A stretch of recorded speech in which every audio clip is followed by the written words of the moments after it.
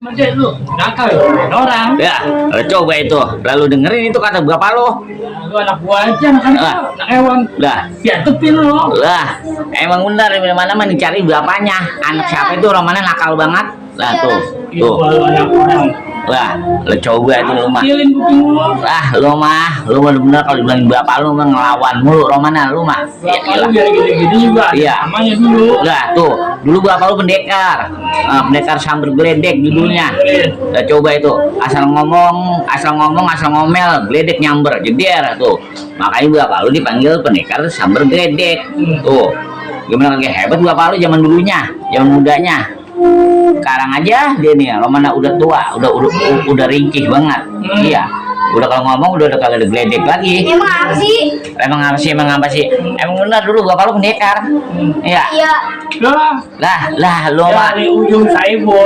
Ujung sono. Iya. Tapi nggak kenal gua. Oh, siapa yang gak kenal bapak lu? Asal orang nyebutnya Ewon juga Roman udah ngeri aja. Oh. Udah keluar keringet jagung. Nah. Oh, bapak lu dulu jagoan. Nah. Panggil jagoan sambil geledek. Nah. Oh. Asal udah ngomong geledek turun. Nah. Asal udah ngomel geledek turun. Nah. Ya bang ya. Dia kan sambil geledek bapaknya dulu. Lah Roman kagak tahu bisa nih anaknya.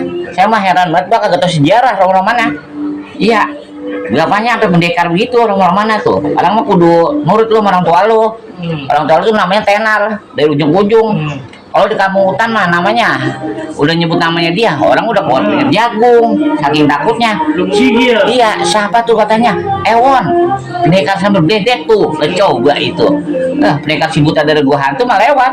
Hewan. Iya, asal singkat ke jatuh. Ya, ntar Iya. orang kagak ngeliat dia. Iya, pokoknya lo tong, nurut aja tong. Iya, ikutin apa kata bapak lu. Iya dah. Tuh, kalau dikata iya dah doang. Romana, kagak siapa kita dengarnya. Iya.